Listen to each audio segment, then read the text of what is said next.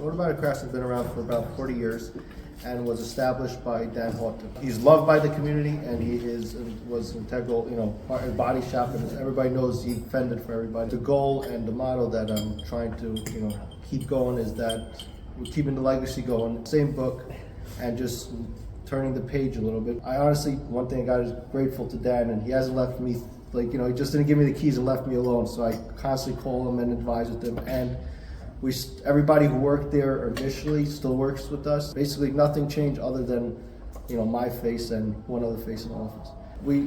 Vehicle gets into an accident, and first of all, a lot of people don't know the structure of a vehicle and the legwork it kind of takes to get the car fixed and all the back and forth. Obviously, it would be a lot easier if we just worked directly with the customer. There would be no insurance companies involved, but we basically have to work with the insurance company because then they are the payers. But we kind of work against them as much as we can, being that we're not affiliated with insurance companies. And I want to keep it that way. We're not a shop that it's called direct repair, which we would have a deal with the insurance company on we'll use the parts they recommend and less of a labor rate per se. So it would be like dealer work. We have that advantage where we could dictate how we basically want the car to repair. There was a brand new truck, that hood blew open and smashed the windshield. So everybody would think just a smashed windshield, clean up the glass, and call it a day. If we go a little deeper, the truck has vents right by the dashboard. When the glass shatters the way it does, it goes right into the vents. Glass gets in there and into the venting system, the AC system of the car. In the car, it's like a sealant, like insulation. So there's this foam surround between the duct. So the little insulation and glass, little shards of glass. I'm never going to be able to clean that out, and I'm never going to be able to clean out that whole AC system in the car. So that's one aspect, and then also this car it's a Ford, and it's a King Ranch, and it has nice leather seats and little also vents inside the seats. Glass gets in there too, and the insurance company says, well, just clean it. I'm like, well, I would love to just clean it, but I'm not going to be able to guarantee I'm going to get all that glass out of the foam and out of the AC system. So, but this was a 4-month process. We want this car to have a new AC system and new seats, and potentially the carpet also, because we tried to clean out the carpet, but we still found shards. And they're like, no, just, our shops will just clean it up. What are you guys giving us this roundabout? And it's a new truck. I don't want to put in the AC system. I don't want to void the vehicle warranties. Got to work with the dealerships to get that truck, make sure we're not voiding the warranty. It's going to get fixed properly, because we do body work, the cosmetic and the structural part of the car.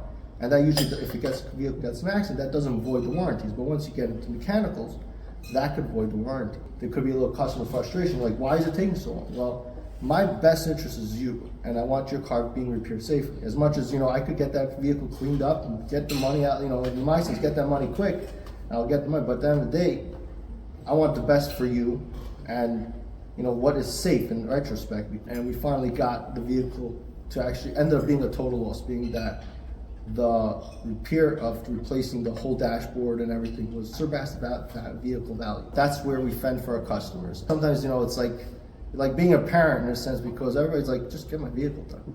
And I would love to get everybody's vehicle done like yesterday, before even the accident happens, in a sense. But then there's those also back and forth with the insurance company. Like, I have a situation where I want to put a brand new tailgate on a Nissan Rogue. It's a brand new car. Why should I get a used? They're like, no, used. So they gave me a used tailgate. The tailgate they quoted is from some junkyard. It doesn't start the trim model, it's a plastic tailgate, and the wire harness is molded in. So that wire harness cannot be replaced. They work based on proof, just like almost like doctor's office. You have to have proof of what you're doing. So I have to take, document every process, taking that tailgate and showing that it doesn't work, it doesn't fit. The wire harness doesn't match up. Plus, it's still a used tailgate. I'm not happy to give that to the customer. We got a brand new tailgate, but that process is what takes the time to get the cars repaired. And just obviously, communication with customers is definitely a big deal. But at the same time, we got to communicate with insurance companies. It's hard to get a hold of. I also don't like vehicles that are damaged structurally. As soon as a vehicle is damaged structurally, every vehicle goes through various crash tests. But there's never been even an engineered procedure of a vehicle crash test where the welds and the tensile strength of the steel. The cars these days are unibodies, meaning that the frame is incorporated into the body of the car. Back in the day, the frame of the car it's a body on frame. So it's almost like today what they call SUV or pickup truck. That's the way every car was built back in the day. where it didn't have different tensile strengths of steel throughout the car. Now, a car is designed to absorb impact. So when a vehicle gets in a front-end collision, especially unibody, we sometimes find damage in the back because it's designed to absorb the impact around the passengers of the vehicle. That's why most of the vehicle, everybody's like, my 96 Impala took an accident and the other guy's car is gone. Well, I'm sure it's gone, but you probably have more neck pain than, anything else. Every body shop basically speaks its own language. Like, you go to one body shop, they have one kind of story to tell you on their estimate. They're roughly similar, and then some body shops, they will, they write you a quick estimate, look, $1,700. I'll give that to my insurance company. One body's like $8,000. You're like, wait, what's the difference? So what we try to do is give that full story up front, that way you see it. But at the same time, it scares people because like 8,000, 1,700, that's a big discrepancy. And then at the end of the day, money talks and everything else walks. We are craftsmen and engineers, and it's kind of redoing what engineers worked on, which, we're working on getting all certifications. And right now what we do is we work on based off manufacturer procedures of any repairs that are done. Back to where vehicles are not crash tested post an accident. So that's where I also fight with insurance companies that majority of the vehicles are not safe post-accident. If it's a more than a fender bender, the vehicle has to be, really thoroughly inspected to put back on the road, and that's where our assessments go into play to make sure that the vehicles are suitable for your safety. From an insurance perspective, that's where we put most of our lives at risk. Majority of risk is everyday driving.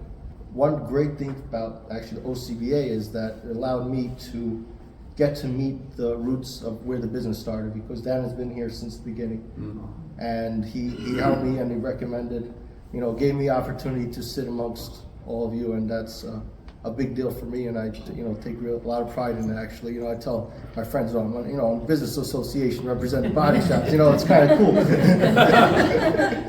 I'm basically the body shop for Ocean County. I'm the business association. I'm 25 years old. I don't come, hard-working family. I liked cars. I wanted to drive kind of nice cars, as a teenager. So I would buy wrecks off Copart, cars that were in previous accidents, and I would, start tinkering them, rebuilding them. Besides for that, I am in college, actually in Jordan Core University. Major in finance and minor in mathematics. Also juggling work and school, and then got married. So I don't know if that kind of answers my background, but that's basically it. Definitely love the industry. Eat, breathe, live cars, and kind of like it. If insurance companies, the Progressive Insurance, I don't remember the exact figures, but I'll give you an idea of what's going on. For I think their 2022 fiscal year, they made like $8 million. For 2023, $4 billion, and 2024, $8 billion. So, and they became the most dominant insurer in New Jersey. But what they do is, then their representative or trained is just say no. Like, you call me, I say no, and they don't see you, they don't have a smile, they just, we're not paying. And what they're relying on is that, first off, you won't have the strength and go, I'm gonna go to court, so with that whole claims processing system, they're making money. Is it legal? Is it anybody regulating? I don't know, I'm sure they have their lawyers. It doesn't sound so right, but that's definitely a process which we are dealing with, and there's situations where they basically do this to customers and they put them in a rough situation where, let's say, a vehicle totaled, where I'm actually helping someone out, and they basically forced, based on the laws, and the customer not is so knowledgeable, he kept his salvage. Based on, they're like, we're not paying insurance, you have to take the title, and he wasn't educated, and he got stuck with a $13,000 storage bill with this whole process being that they didn't want to pay it. So, and he basically signed all documents releasing them, and not even knowing what he signed, releasing them of any obligation. And this wasn't even his insurance policy, someone else hit him.